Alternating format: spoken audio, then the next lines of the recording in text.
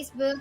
That's where you can all find us. But then again, I think we are ready to move forward to the match between Sky Dragon Gaming versus Rival Esports. We head into the drafting phase. Both Malaysian teams. I wonder what it's gonna be like. This is a great matchup for the Sky Dragon Gaming and Rival Esports, and I think they learned about what happened during the series number one for our semifinal. So might as well for the both teams, it's more on adapting on those kind of situations, especially during those crucial moments. So you need to have that presence of mind during the team fights when to commit or not, and most probably just having a better safe zone during the picking and banning phase for our game. So it's more on adapting to the global ban pick system. So once you use your main hero, so most probably you need to have some heroes that can give you versatility and flexibility just to somehow interrupt the plans of your opponents. That's true, Lady Jen. However, in here will be banned already, despite the adjustments from her from patch update July 11th, wherein her early game damage has been improved but reduced on the late game. Well, anyway, how often you would want to be in the late game, right? Like we rarely would see instances wherein we go past 20-minute game time. Yeah. Usually. So I think it's best to avoid Lady Jen to get outpoked in the early. But for the meantime, we can see that the early is still open for both of the teams. I wonder what's going to be the second pick in here for Rival Esports. Seems like they're going to be securing. Anyway, I mean, they have the long in here for SDG anyway. So I think they can leave that to last the early if they would want to. And also, for the team of Rival Esports Kaisaya, selecting the My Shiranui and Elaine gives them squishiness and at the same time just to put or maybe answer the long pick coming from the Sky Dragon, just to apply pressure, just to target him out. And most probably, even though if you cannot kill this long, as long as you will lessen his HP bars, he can react anytime during the team fights. He must disengage, or most probably just having some recovery period to re-engage during the fights. But having the Princess Frost, Winter is here, just adding some greatness during the team fights. The AoE coming from that ultimate can somehow punish the members of our Rival Esports. That's true.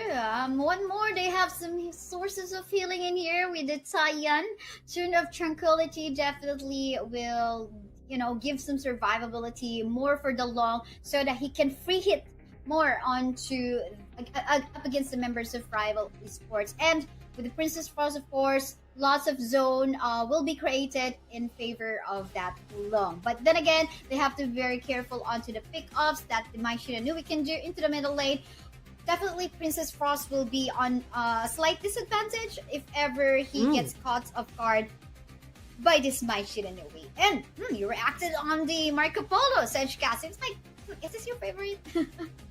Yes, Marco Polo is one of those heroes, Kaisaya, that I see a great potential on reaching the backline because of the favored barrage. AoE damage wise, you can deal huge volume of damage to certain heroes from the team of our Sky Dragon Gaming. But answering this favored barrage in coming from the Marco Polo, just getting that Dharma, just give some punch with the Enlightenment Mantra. That's the only key for you to stop the barrage coming from the favored barrage.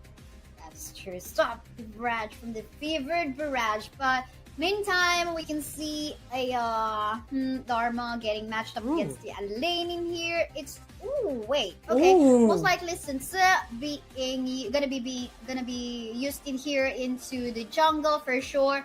And with a Sunsa set sail, definitely they will have the advantage on looking for ganks or trying to catch on a team fight that could happen in one particular lane. So in terms of mobility, they do have, but Rival Esports has already that source of mobility too, with the Sunbeam Time Flux as well. So now what makes me wonder, I was just about to ask what could be the jungle in here for the side of Rival Esports. We did see a Luna, an amazing Luna gameplay from a while ago. I wonder if this is going to be the same Luna onto the hands of Team Rival Esports, where He just goes for the searing stab and takes out the target onto the back line. But that might be a little hard because Long, if Luna tries to target the Long onto the back line, we're talking about you have to deal with the Cayenne as well as the Princess Frost. So I think they need to make sure that before he goes in onto the back line in here as a Luna, potentially you would want that there is no Winters here coming from the Princess Frost, or there are no Tune of Tranquility coming from the Cayenne. Because as you mentioned, Princess Frost and also this Cayenne can give enough protection for this long, because you have the Tune of Tranquility for healing buff. At the same time, it will increase your nearby allies' magical and physical defense at a certain period of time. So it's a great option for the team of our SDG to provide some protection and babysitting for this long for their main carry. But for the rival esports, I want to see how this fear can put fear against the SDG, because once this Marco Polo gets his initial items, those bullets can create massive damage. But for the damage output, you see this Lone just getting the head of this Hide Maker. I mean, Hidemaker tried her best to actually back away from the potential death, but I think it took a while. He could have like just juke out from the wall behind the Tyrant, but he did not do that. He had to wait to walk towards the bush nearby Long, so that was quite an unfortunate route that he actually took. So I think he could have avoided that by just just juke out from the wall behind the Tyrant, so it could have avoided the death, the first blood that was given for the Long. And we do know that, of course, the first blood, if you get the first blood, you get some gold out of that. Exactly, and that's a great bounty in the early stages of the game if you will secure that first blood. So Bloom has the first blood. He has a lot of bounties in his pocket right now. So we will expect that this Lung can be a threat, a force that can be unstoppable on the latter stages of the game, as long as he will secure the great initial rotations and initial objective and some kills against the rival esports. But I would like to commend the rotations coming from the both teams. It's more uncalculated movements from their sides, and having this type of team composition, specifically for the team of SDG, they adding mobility under team composition because of no afraid set sail. They can surprise attack the members of rival esports, just punishing them throughout the team fight, just releasing those boats at the right place at the right time. But rival esports having those time lapse coming from Lee that can somehow erupt and put pressure against the first line of defense from the team of our SPG, and Hidemaker needs to make sure that he will be seeing at the right place at the right time. But you see the death at Sunset and Dharma going down, and that's a good trade for the team of our rival esports. I'm not even sure if he actually did use the execute in there because he killed it anyway. So, but I think he did not. The death at Sunset was more than enough to actually kill his life, or to take his life. But then again, this is looking pretty equal as of the moment, with a slight advantage in the gold. Because again, Long was able to take down the first blood from a while ago, and that is definitely a good objective.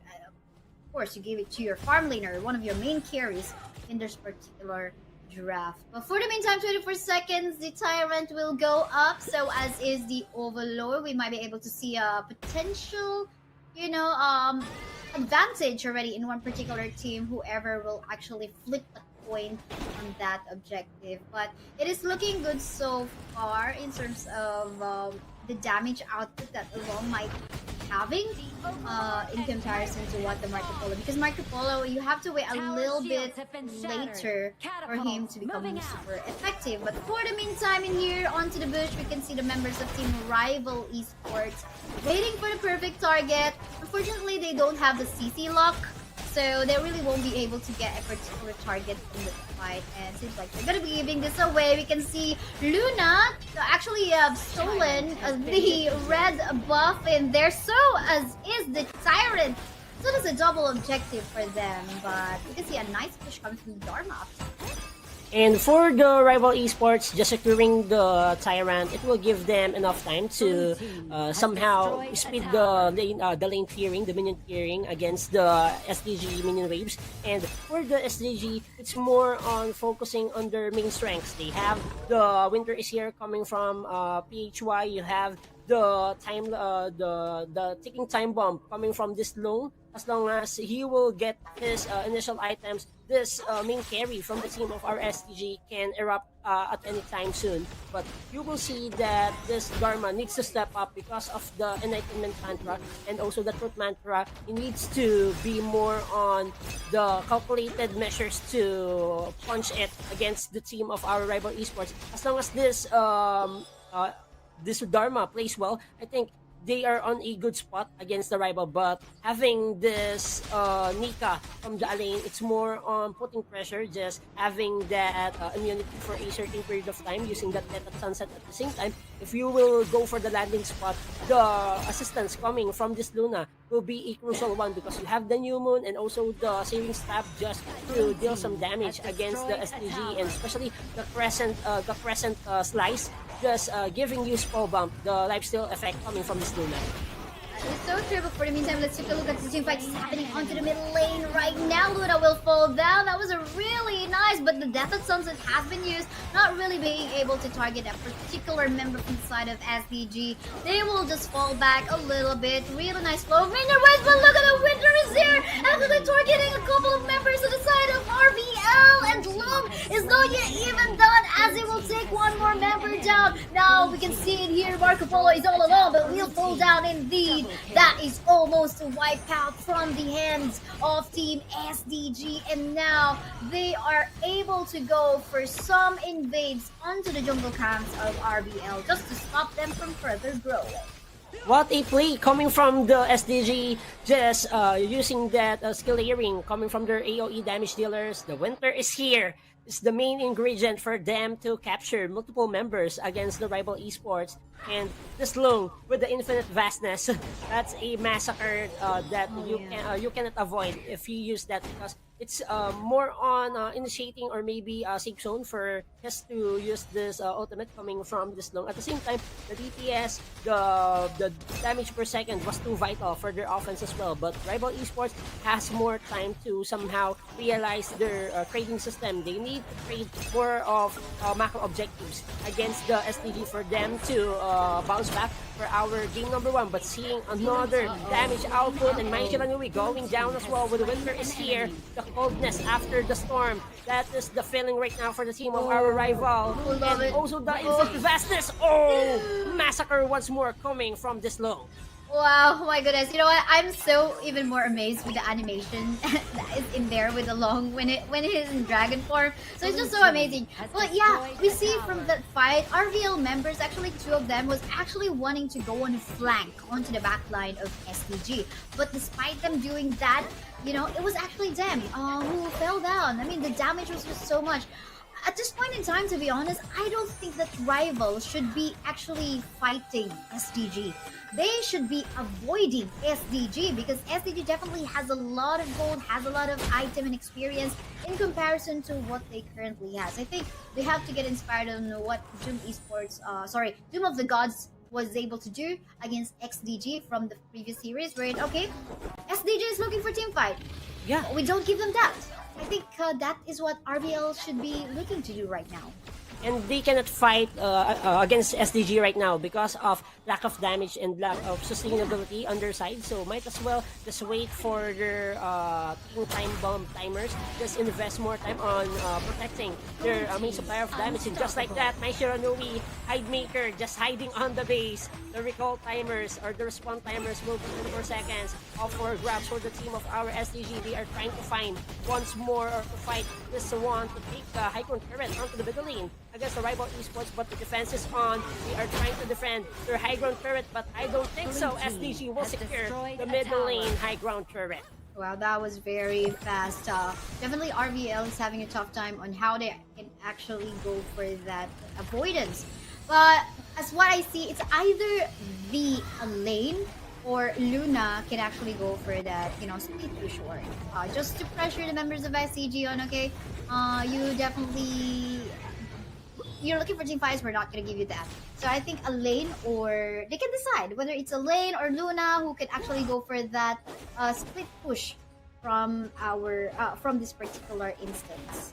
And I wanna put emphasis, Kaisaya, on the initiation prowess of this SDG team. They have a lot of initiating heroes just like that. Another kill coming from this Dharma, just shutting down Hidemaker. You cannot hide and you cannot run from this deadly punches coming from the Dharma, and the outer turret onto the bottom lane will be shut down by the team of SDG. They are looking for more with the set sail.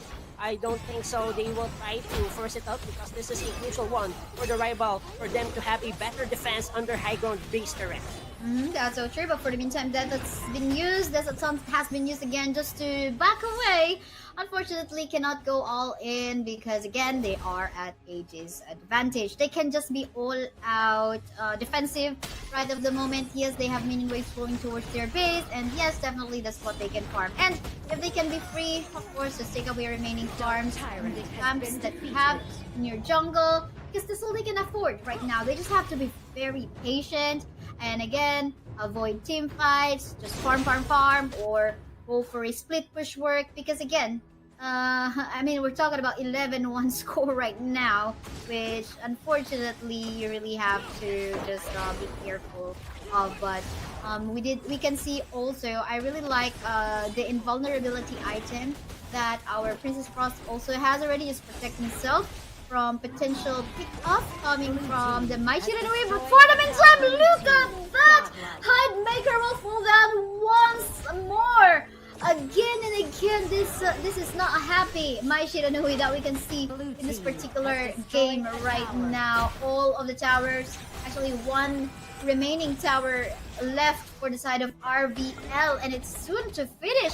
I wonder if this is going to be the fastest game that we can have so far for tonight. Will the members of Team SDG actually just focus fire onto the base? They want to get the life of the Luna. Death of Sunset has been used by the Alain, but then again, it will not help because Sky Dragon Gaming will still take that win from this game one.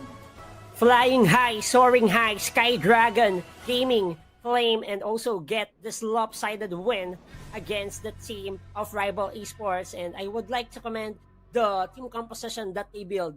They relying on their initiating prowess. They have infinite vastness coming from this Long, even though he is the main supplier of damage, but he doesn't have any scare against the Rival Esports because he knows that this the Sunsei will have that response with set sail. You have that damage output with the AoE, damage coming from the Winter is here of PHY, and there's a lot of problems that the Enlightenment Mantra connecting during the mid stages of the game for the team of Sky Dragon and securing the macro objective, taking away towers after towers against the team of our Rival Esports. It's more on pushing game, not killing game, but for the Sky Dragon Gaming, they want it all for them. That's true. I mean, that's the fastest game so far that we have witnessed for tonight, and it seems like Sky Dragon Gaming is not gonna stop for as long as they potentially get that lead. Actually, I would say that the lead that they got was mostly because of the mistakes that Rival Esports have done from the previous game. But let's take a look at the MVP from that game before we further discuss what has actually happened. It is gonna be Long Luchen Jushi Wushang with a score of 604, damage of 57.1k, and gold of 9.7k. But you know what? With the damage, it seems like it's small because primarily the game was fast, right? But definitely he did a lot of showing from that game. Discussing this hero though, his strength is more on the late game stage, but he has a great early game. He scaled up well during the mid game of the game number 1, and also just using the full potential of the infinite vastness, just dealing so much damage against those fragile and tanky heroes coming from the team of Rival Esports, creating big wins for their game number one here for the semifinals. And seeing the itemization, it's more on for this long, just giving some problems on those squishy heroes. With the Axe of Torment, it will enable to somehow give problems on those squishy heroes. Against the rival heroes, you have the Starbreaker for additional physical penetration, just avoiding the high defense that rival esports has on their front line. At the same time, just having the critical chance boost coming from the Eternity Blade, just giving you a huge chance to somehow hurt the members of rival esports. And seeing the team fight and also the damage output dealt coming from this long, it goes to show that he is the protagonist for the team of our STG during the game number one. That's true. But I'm super sad about the KDA of Hidemaker. There's zero. I mean, this is not something you want to flex, right? Like over your social medias and all that. But he was deeply punished by the members of Team SDG in there, starting off with Long, who actually got the first blood up from him. So yeah, it's not a happy Hidemaker. From that one, definitely he has to hide. But I guess he can make a comeback, maybe, from our game 2. Because anyway, this is a best of 3 series for our semi-finals round. So, and again, this is a global ban pick, so you won't see any more Long from the hands of SDG. Maybe it is something that RVL can actually take it for themselves. And for this day, I wanna put emphasis this long selected once during the first series of our OnAir Cup Season 1, and it's a bad sign because the team that used that lost. But this time for our second semifinals here for the OnAir Cup Season 2, it goes to show the importance of the long, because as long as you will be able to protect and also provide all the spaces in the world for this main supplier of damage, he is a new hero for this patch notes. So I guess he is a little bit too OP, overpowered for me in the early stages of the game. And as long as he hit his stride during the early game, he can destruct anyone. Even though you are too tanky, you have high physical defense, you have high magical defense, it's a no. That's a no-brainer. Long can prolong the winning conditions here for our tournament. I love that. Long can prolong the winning conditions. I love what you did that, Sedge. But yeah, let's move forward to our second game between Sky Dragon Gaming versus Rival Esports. Again, this is a global ban pick mode, so whichever heroes that each of our teams have made use already from their previous game, they cannot use anymore. So there's no point on banning this out up against them. So, but from the previous game, we did not see any Arlie. So I wonder if there's gonna be Arlie. Oh no, they banned it out right off the bat. So I think I just gonna shut on my mouth from saying that we hope to see an Arlie. But meantime, Dolia, is understandable. You don't want the recess to come out on your teammates, most especially if you have those heroes wherein they have the game changer type of skills like that of the Princess Frost or maybe even the Kaiser, which can go invincible all out. And banning the Dolia for the Sky Dragon Gaming Kaisaya, it goes to show that for the previous game, they managed to prioritize the mid lane and also the roaming heroes to be cancelled out, because I think Sky Dragon relying on their backline damage and also backline safe zone. So they wanna address those heroes that can easily interrupt their plans, especially on giving those protection for their main carry. So banning the Dolia, it's more on just avoiding the threat against your side. So also, this is a respect ban.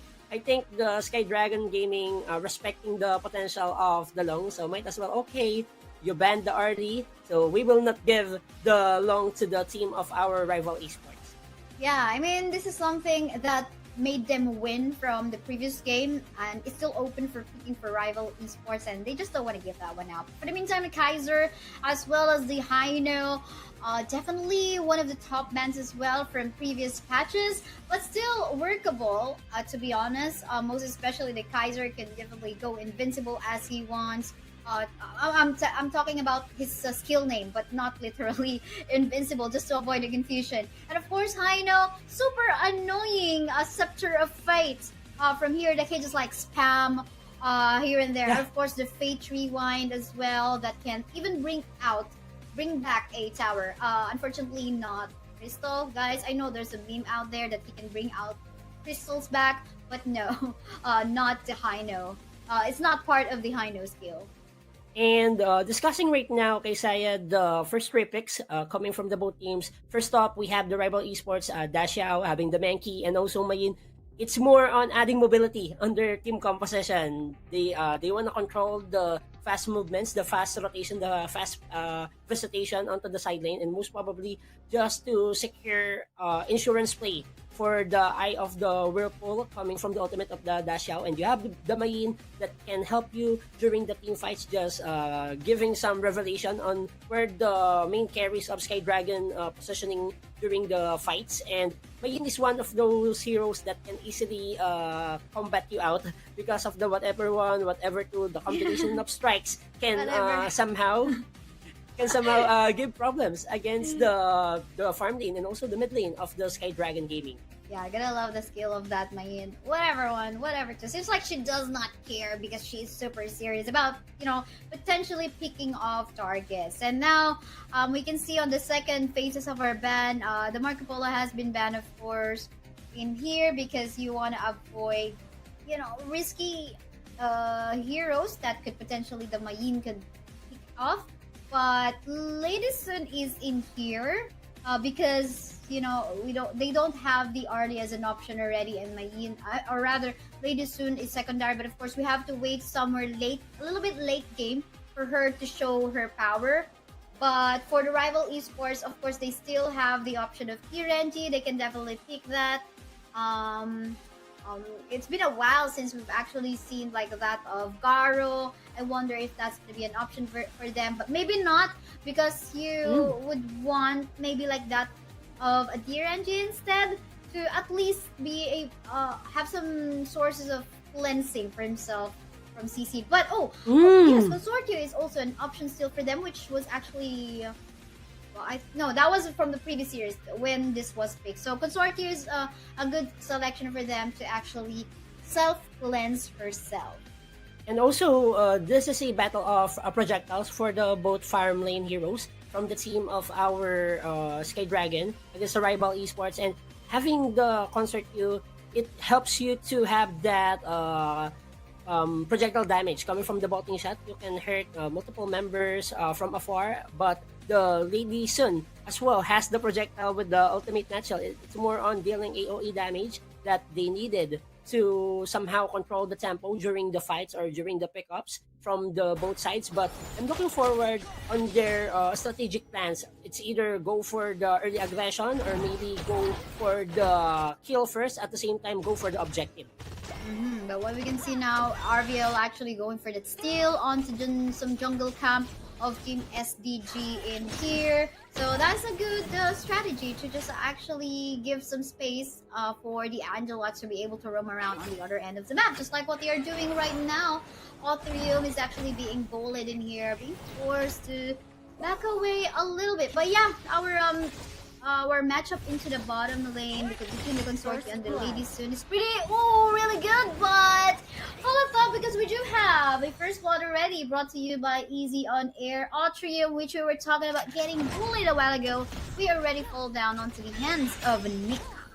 Better start for the team of our rival esports. Just getting the head of this lane, it will give differentiation on the power differential as early as possible. So for the rival esports, you need to control the tempo. You need to step up for our game number 2 for you to force also this semi-final series into a full action game number 3. But for the STG, it's more on controlling the macro and having the 1-3-1 rotation. It will help them to somewhat provide the protection, especially on their jungle area, to get the necessary jungle objectives, especially the Azure Golem and Crimson Golem for their junglers, especially this No Frame, who want to have a better scaling, better layering of skills during the fights, and you need those resources for you to prolong your life during the skirmishes. Because of the Invincible Warrior that No Afraid, he is not afraid to initiate as long as he has all the resources that he needed to cut the members of our rival esports.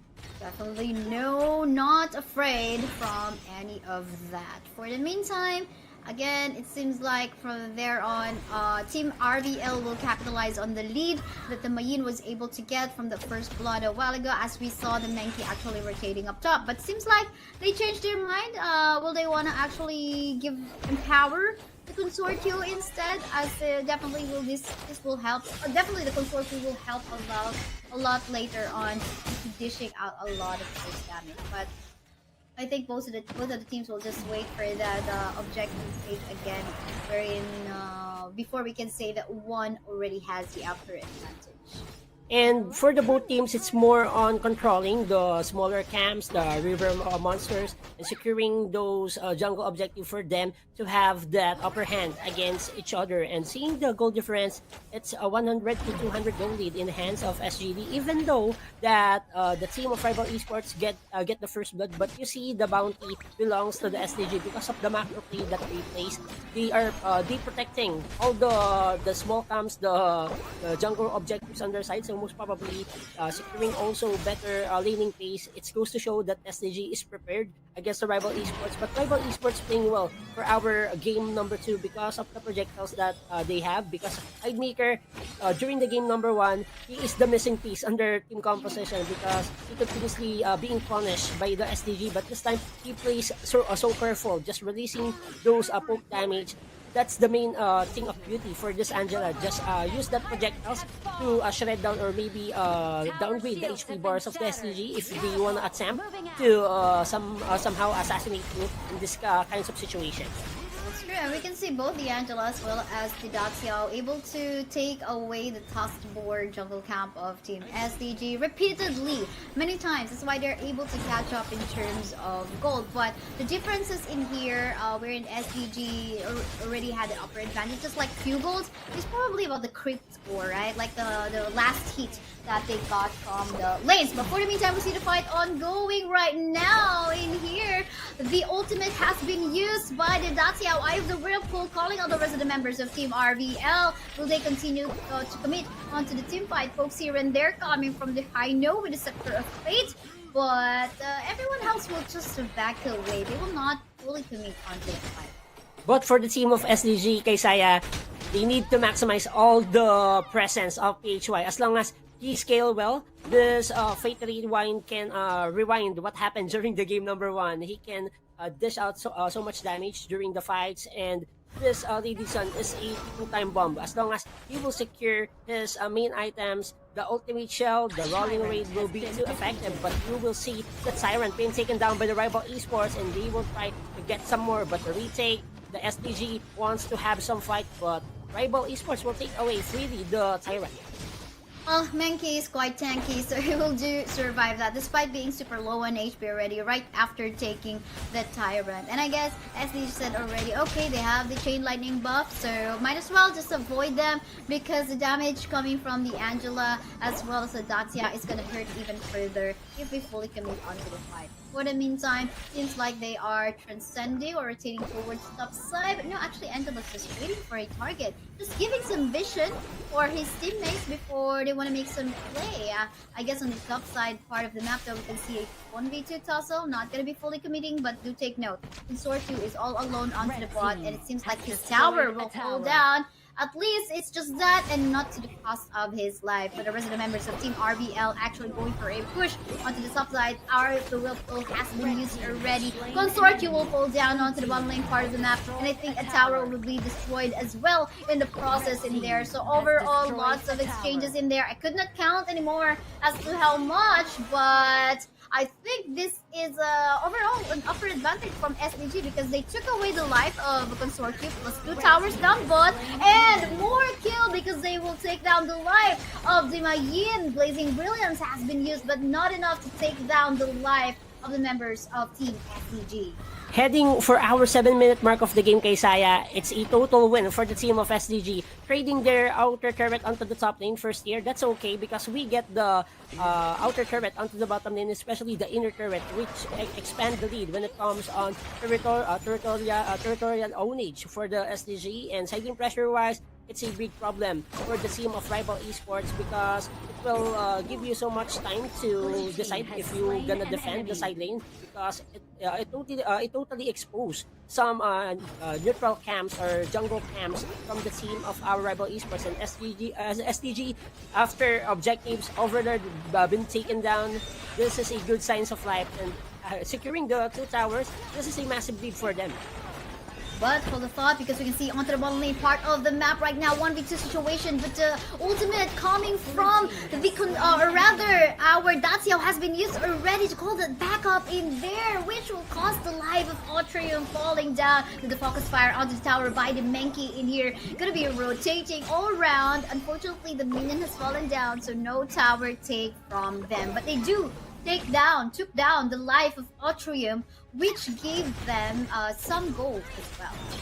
And for this kind of game, it's more on objective-centric approach for the both teams, just giving some punches, giving some pokes, but initially they are after looking to take down towers and just owning or invading jungle camps against each other. But seeing the pressure right now for the team of our SCG, looking for more dash out, going down in the process, and Rival Esports having some disadvantage during the man tower, and seeing the retake, Concert 2 down as well with the deadly bombs coming from this Sunbeam.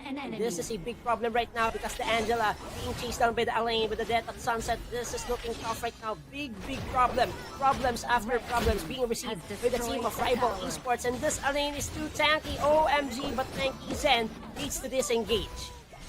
OMG, indeed, but look at this very clean tower takes coming from SDG. They're using it in a way wherein, okay, PHY onto this high note is just like poking a lot of members of RVL with his Scepter of Fate. But for the meantime, let's take a look at this castle ongoing right now. So, but yeah, going back, Haino is like mostly the one actually going for the creation of space in such a way that the Lady soon will be able to go for the free hit on the tower. Usually, we would see a Haino just being beside the farm laner, but this one is a very overly confident PHY, and it's not really a bad thing. Usually, as a mid laner, you will be, on the risky plays. You would go for a risky plays in order for your farm laners and other carries create their play. So I think I'll really love what PHY is actually showing onto us. And I would like to commend the right usage of the Fate Rewind because it gives you crowd control immunity at the same time just to burn some resources, especially ultimate skills coming from the Rival Esports. So SDG maximizing all the wins and also the advantages that they gained for our game number 2, and seeing the 5-3 kill score line, it's a different story right now because during the early game, it's more on when it comes on the kills difference. It is favorable for the team of our Rival Esports, but right now, SDG just pushing the red bottom right now. Just call the ambulance 911 because we will take away the high ground turrets. Not only that, because one more life is going to be taken down already. Hidemaker will fall down, so as his Mika and so as his Sphere, and seems like they're going to be eyeing on the Crystal already. Zen, can you defend this? Unfortunately not, because SDG will take the clean 2-0 win. Congratulations, Sky Dragon Gaming. You'll be moving forward to the finals round. Soaring high, Sky Dragon Gaming will be our next grand finalist to complete the cast for our Clash on Air Cup Season 2 Grand Finale. It's the battle between the DOTG against the SDG. Who has the guts to take the new season, the new crowned champions? Who it will be? Is it the team of our DOTG or maybe the Sky Dragon Gaming? We just have to find out because they really gave us a really good showing from this match. But then again, if you're curious, for our battle for third later on, it's going to be XDG versus Rival Esports on a best of one offline match. So there is going to be no rest for Rival Esports because they're going to be heading towards the battle for third. But yeah, later on, Doom of the Gods versus Sky Dragon Gaming. I don't know what to say. I mean, all of the games of Sky Dragon Gaming was super fast. So I wonder if it's going to be the same thing up against Doom of the Gods, because Doom of the Gods did manage our previous champion. So that was a champion we were talking about from Season 1. So I wonder if it's gonna be a fast game as well, just like how SDG did it against a rival esports, or will Doom of the Gods finish it off against Sky Dragon Gaming? Because we're talking about them being able to defeat a defending champion. And also dethroning the defending champions, that's not a easy task for the team of our DOTG. So DOTG wants to prove that they deserve to be in the grand finals, even though that game number 3 is a win-ins. But for our post-game MVP, this will be the lane of Omun with the 3-2-0 kill status, having 41.k damage dealt against the opponents and having 6,500. It's more on macro objective, it's more on low kill scoreline, but at the same time providing space for their main carries. The time bombs coming from the ultimate nutshell of this Lady Sun just helping them out. And also this Alain, you see his initiating charges, just using the Death at Sunset for high value trades. That's one of the mechanics that he does during our game number 2, and just giving space and tempo against your opponent, which means that you can be easily gain confidence on those team fights. Because if you see low HP bar heroes for the team of your opponent, and the Alain will be more on a pursue type hero. He will pursue, he will cut the heads.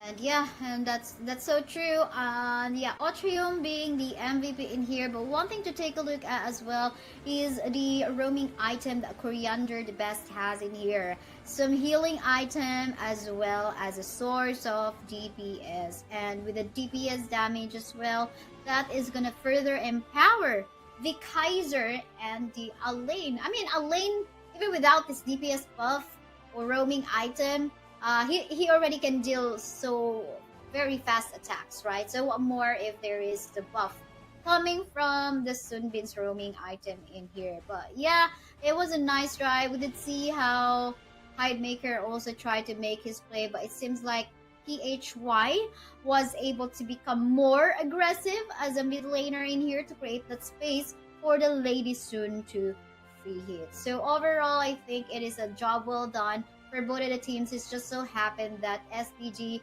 is much more prepared or more synergized on how are they gonna make their play.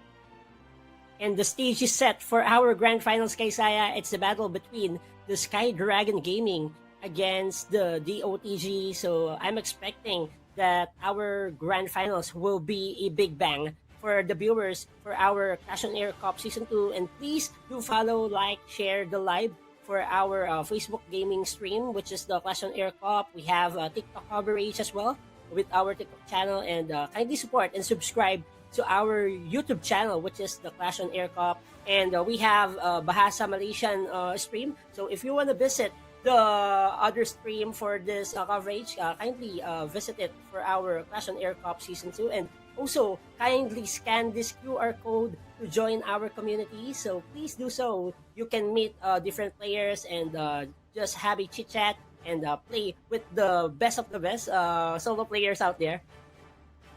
Solo players, maybe you'll be able to maybe find some scrim mates, or if you want to join a team, definitely you maybe have to just connect, because you know, how will they know if you're there if you don't connect? So yeah, that's me, like Mommy Kaisaya talking. So just like giving some tips. You know, you have to push yourself. Just find a community that you want to be a part of. So yeah, that was it for our 2 semifinals round, 2 best of 3, and later on it's gonna be even more intense because it's going to be a best of 5 match between Doom of the Gods versus SDG. You know what? Sometimes it's confusing because we have XDG and SDG. So I wonder if XDG meant like X Dragon Gaming as well. But yeah, I mean, so much overthinking. Let's just maybe head on to a short break. Once again, we're Surcasters, and I'm Kaisaya. With me is Sedge. We'll be back after 5 minutes. So make sure you guys don't go away. See you guys in a bit.